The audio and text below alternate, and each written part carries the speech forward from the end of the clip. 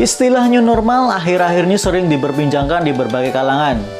Istilah ini dirujuk dari perubahan tatanan baru yang harus diadaptasi oleh manusia di tengah pandemi COVID-19. Dan kali ini kita akan bahas dengan new normal.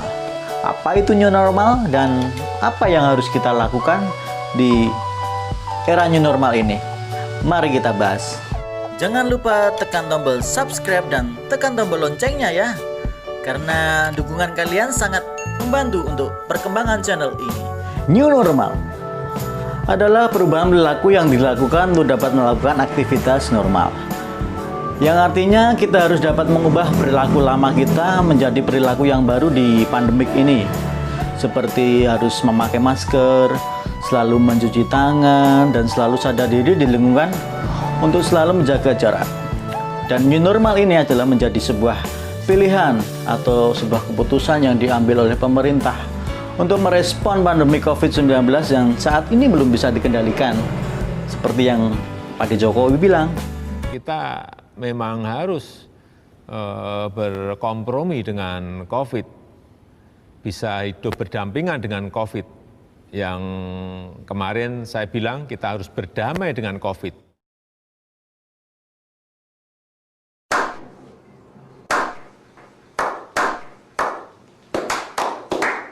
Hanya pro dan kontra dari kebijakan pemerintah yang telah diambil.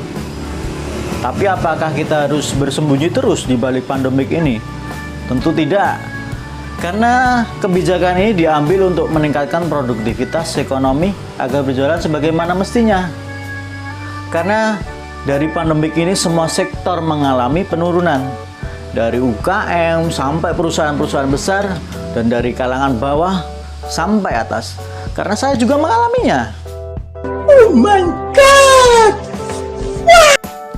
Untuk itu pemerintah telah mempersiapkan protokol-protokol yang harus dipatuhi atau dipenuhi oleh perusahaan-perusahaan yang bisa beroperasi di tengah new normal ini dari berbagai sektor. Dari sektor perkantoran, sektor perdagangan atau retail, dan sektor transportasi. Mari kita bahas.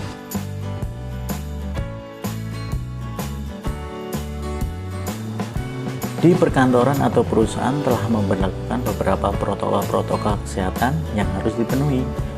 Yang pertama, harus dilakukan pengecekan suhu tubuh di setiap pintu-pintu masuk kantor atau perusahaan.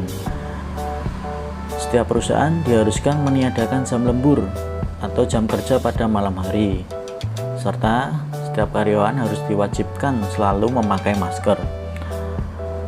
Setiap karyawan harus selalu sadar diri untuk selalu menjaga jarak antar karyawan saat bekerja. Yang artinya setiap karyawan harus selalu sadar diri terhadap physical distancing. Setiap perusahaan yang menyediakan makan siang pada karyawan, maka menu makanan yang disediakan haruslah mengandung gizi yang baik, sehingga sistem imun yang dimiliki karyawan juga baik.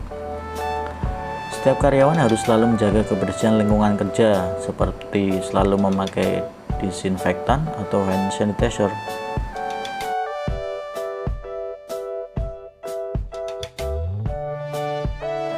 Untuk di toko-toko retail atau swalayan juga memberlakukan beberapa peraturan.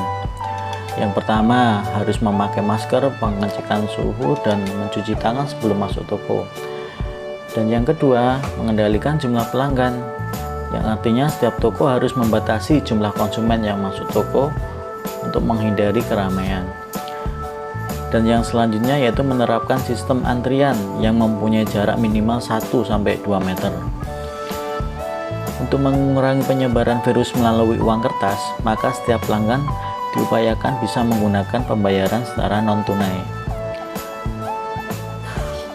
Beberapa toko atau swalayan sudah menyediakan layanan belanja pesan antar untuk mengurangi pertemuan atau transaksi secara langsung, yang mana beberapa orang yang belum melek teknologi harus mau belajar untuk menggunakannya.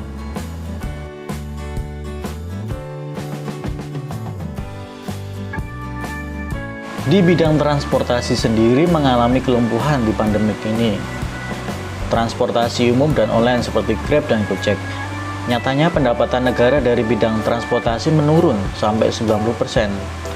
Dengan adanya new normal ini diharapkan dapat menaikkan pendapatan di bidang transportasi dengan beberapa ketentuan. Seperti setiap penumpang diwajibkan selalu menjaga jarak minimal 1 meter, tidak sering-sering menyentuh fasilitas umum, dan harus selalu menggunakan hand sanitizer. Dan untuk konsumen pengguna Grab atau Gojek diwajibkan harus memakai helm sendiri. Dan dari penyedia jasa ojek online motor juga memberikan fasilitas yang berupa partisi atau pemisah untuk penumpang.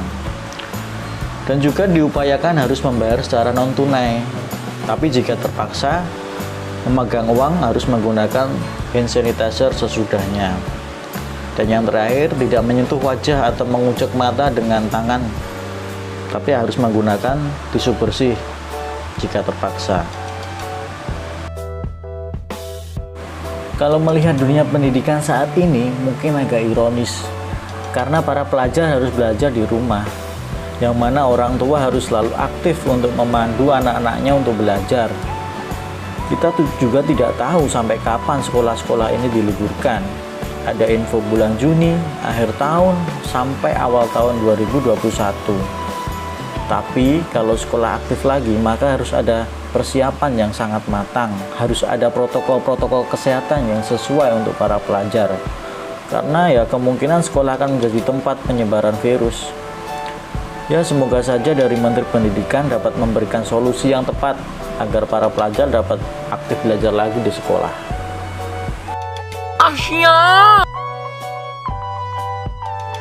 Ya, itulah tadi beberapa hal mengenai new normal. Mau tidak mau, siap tidak siap, kita harus mau belajar mengubah perilaku kita di era new normal ini. Kuncinya hanya 2, kesadaran diri dan disiplin diri. Jangan lupa like dan share video ini jika bermanfaat untuk kalian. Sampai jumpa di video-video berikutnya. Terima kasih.